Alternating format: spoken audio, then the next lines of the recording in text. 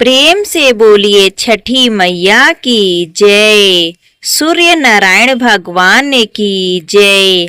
आज सुनेंगे छठ पूजा की व्रत कथा। मान्यता है कि छठ व्रत करने और कथा का श्रवण करने से संतान सुखी और दीर्घ आयु होती है। तो चलिए इस कथा को प्रसन्नचित मन से हम सुनते हैं। बहुत समय पहले की बात है। एक विधवा औरत रहा करती थी। उसका एक बेटा था। वह छठी मैया की परम भक्त थी। वह हर साल छठी माता का व्रत किया करती थी। धीरे धीरे समय के साथ उसका बेटा बड़ा हो गया और बुढ़िया माई ने अपने बेटे की शादी कर दी। बहू नए विचारों वाली आ गई। वह पूजा पाठ में बिल्कुल भी विश्वास नहीं करती थी। एक बार बूढ़ी अम्मा छठ माता की पूजा की तैयारी कर रही थी तो अम्मा का बेटा आम की लकड़ी तोड़कर ला रहा था और पूजा की सामग्री भी बाजार से खरीद कर ला रहा था। तभी यह सब कुछ उस बूढ़ी अम्मा की बहू देख रही थी तो वह जोर जोर से हंसने लगी और कहने लगी कि अम्मा, दुनिया कहाँ से कहाँ तक पहुँच गई है और तुम वहीं की वहीं बैठी हो।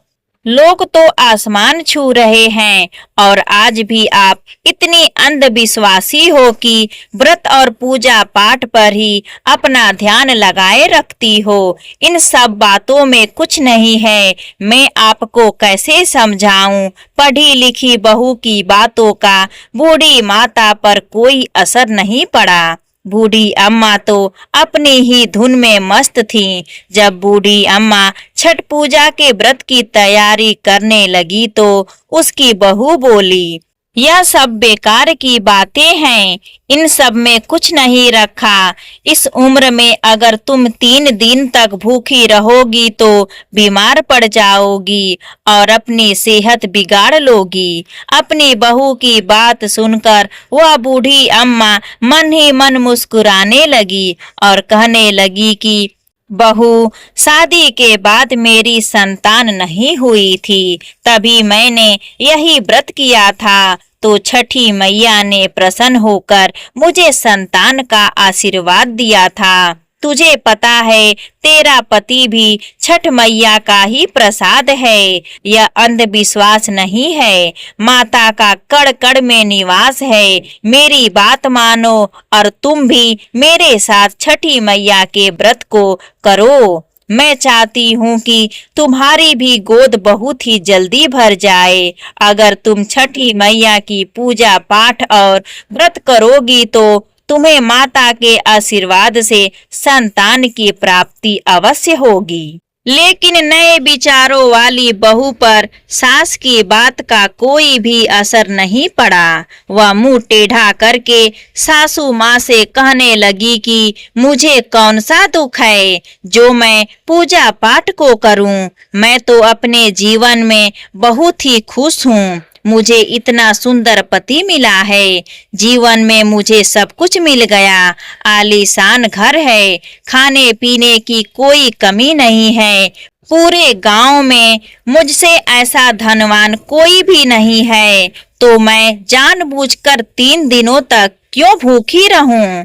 उसकी सास ने उसे कई बार समझाया लेकिन उस पर अपनी सास की बातों का कोई भी असर नहीं पड़ा। वह तो नास्तिक थी। बार बार छठी माता की बुराई किए जा रही थी। तभी उसका पति वहां पर आ गया। उसने भी उसे समझाने की कोशिश की और कहा कि देखो देवी, देवताओं के आगे अहंकार करना ठीक नहीं है। तुम भी व्रत और पूजा पाठ करने में मेरी माता का सहयोग करो और चाहो तो तुम भी व्रत कर सकती हो। लेकिन उसने अपनी पति की बात भी नहीं मानी। पति बार बार समझाते समझाते थक गया और बोला कि ठीक है, तुम्हें जो करना है वह करो, मैं तो छठ माता का घाट सजाने के लिए जा रहा हूँ, जिससे मेरी माँ छठी मैया के श्री चरणों में अपने सर को झुका सके।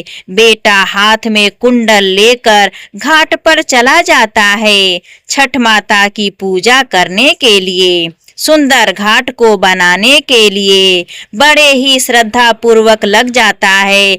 अपने माँ की पूजा पाठ की तैयारी करने में खूब मदद करता है। अपनी माँ का आम की लकड़ी को जलाकर अपनी माँ के साथ पूरे भक्ति भाव से दोनों माँ बेटे छठ का पर्व मनाते हैं। बूढ़ी अम्मा अपने पूरे घर को गाय के गोबर से लीपती है, तो यह देखकर उसकी बहू कहती है कि ना जाने यह कौन सा त्योहार है, पूरे घर में गोबर ही गोबर कर रखा है।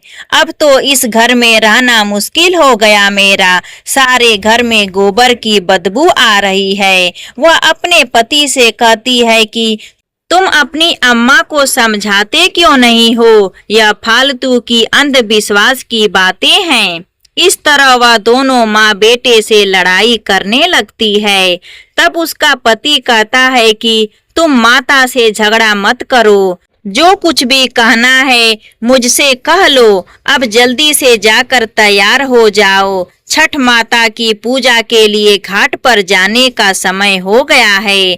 जैसे ही वह तीनों घाट पर पूजा के लिए जाते हैं तो बूढ़ी अम्मा गीत गाते हुए चलती है, लेकिन उसकी बहू को इन बातों में बिल्कुल भी रुचि नहीं थी। वह अपना अलग ही चलती जा रही थी। जैसे ही वह तीनों घाट पर पहुंचते हैं तो उसका पति कहता है कि यहाँ पर माँ के साथ पूजा में बैठ जाओ, लेकिन वह कहती है कि मैं यहाँ पर नहीं बैठने वाली, मैं तो मेला देखने के लिए जाऊंगी, तुम ही अपने माँ के साथ बैठो। ऐसा कहते हुए वह वहां से चली जाती है और सामने ही एक हलवाई की दुकान थी, उस पर जाकर जलेबी खाने लगती है। उसका पति कहता है कि तुम यह क्या कर रही हो? तो उसकी पत्नी गुस्से में कहने लगती है कि मैं पूजा पाठ में नहीं बैठी हूँ, मैं तो तुम्हारी पूजा पाठ के लिए घाट पर आने वाली ही नहीं थी, तुम ही मुझे जिद करके लाए हो। मैं तो मेले में घूमूंगी फिरूंगी, खाऊंगी पीऊंगी, मस्त रहूंगी, तुम ही अपने माँ के साथ पूजा पाठ करो, तुम्हारे पूजा पाठ से हमें कोई लेना देना नहीं है। बहू की यह बात सुनकर यह सभी गांव वाले, मेले में जितने भी उपस्थित थे, पूजा पाठ में उपस्थित थे, सभी बहू के तरफ देखने लगे और बेटा चुपचाप शर्मिंदा होकर वहां से चला गया। बूढ़ी अम्मा का बेटा पूजा शुरू होने से पहले स्नान करने के लिए चला जाता है। जैसे ही वह डुबकी लगाता है तो डूब जाता है। वह जोर जोर से चीखने लगता है कि कोई मुझे बचाओ, कोई मुझे बचाओ। जब तक कोई बचाने के लिए पहुंचता, उससे पहले वह नदी में डूब गया। जब बूढ़ी अम्मा को इस बात का पता चला कि उसका बेटा नदी में डूब गया है, तो छाती पीट पीट कर जोर जोर से रोने लगी और छठ माता से कहने लगी कि हे छठी माता, तूने यह मेरे साथ क्या किया है? मैं कितनी श्रद्धा पूर्वक तुम्हारी पूजा अर्चना करती हूँ, मैंने कभी भी कोई पूजा पाठ में भूल चूक नहीं की है, तो आज मुझे यह सजा क्यों दी है? मुझे बेटा देकर क्यों छीन लिया? इससे अच्छा तो तुम मुझे संतान प्राप्ति का आशीर्वाद ही ना देती। मैं एक माँ हूँ और आप भी एक माँ हो। आप कैसी माँ हैं जिसने एक माँ से उसका बेटा छीन लिया? हे छठी मैया, जब से मेरी शादी हुई है तब से मैं आपकी पूजा करती आ रही हूँ। आज पूरे 30 साल हो गए हैं। मेरी पूजा पाठ में ऐसी कौन सी कमी आ गई जो तूने मेरी गोद को सूना कर दिया? मुझसे या मेरे लाल से ऐसी कौन सी भूल हो गई जो तूने मेरे बच्चे को छीन लिया। माँ, मैं तो तेरे घाट पर पूजा करने आई थी और तूने तो मेरी दुनिया ही उजाड़ दी।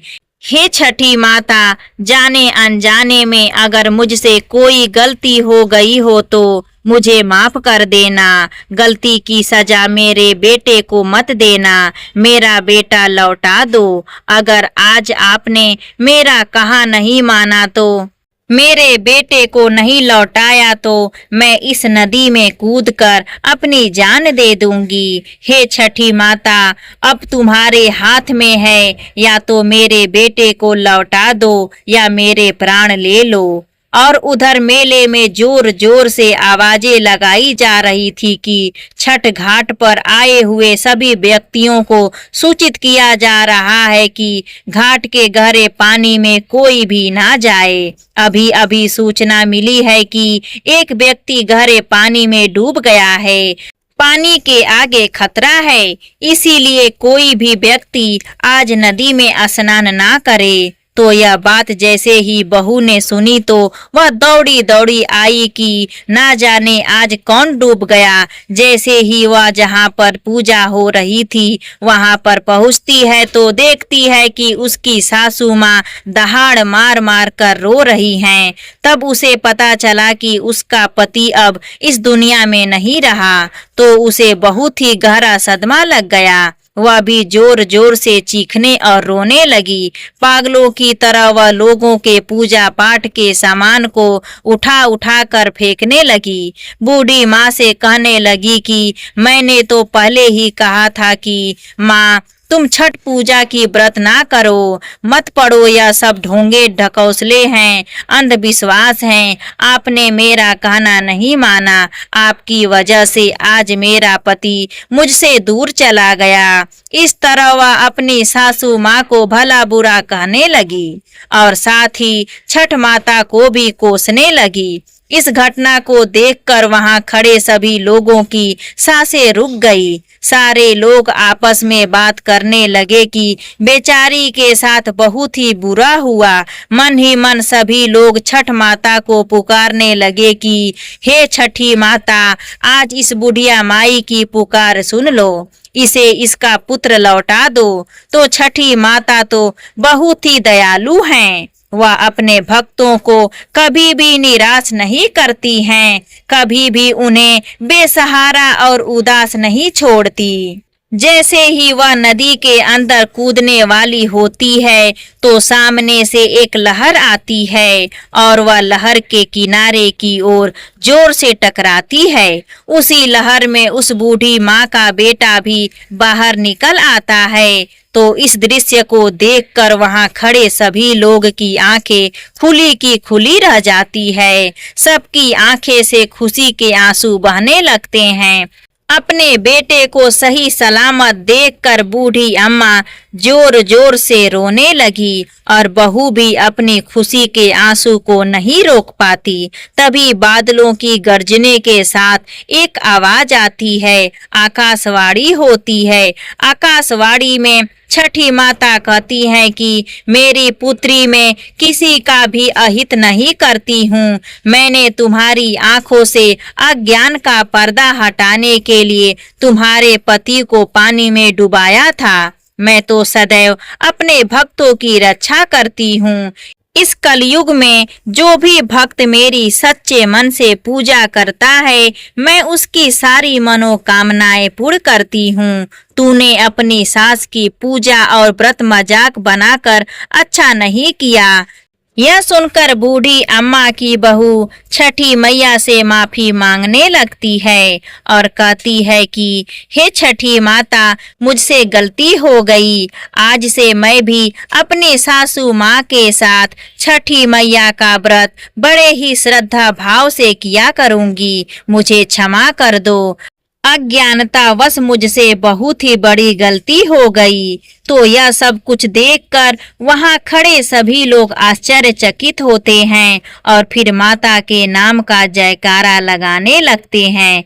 तो यह सब कुछ देखकर बूढ़ी अम्मा बहुत ही खुश हो जाती है और अपने बेटे और बहू के साथ खुशी खुशी छठ माता की पूजा करती है। उसके बाद बहू भी अपने सास के साथ हर साल छठी मैया की पूजा और व्रत करना शुरू कर देती है। तो छठी मैया की कृपा से उसे भी पुत्र रत्न की प्राप्ति होती है। इस तरह वह बुढ़िया और उसका परिवार छठी माता के पूजा पाठ से सुखी और संपन्न हो जाता है। प्रेम से बोलिए छठी माता की जय। यहाँ पर छठी माता का व्रत कथा समाप्त होती है। अगर आपको यह कथा अच्छी लगी हो तो प्लीज हमारे चैनल को सब्सक्राइब करें, वीडियो को लाइक करें, अपने दोस्तों के साथ परिवारों में ज्यादा से ज्यादा इस वीडियो को शेयर करें। धन्यवाद।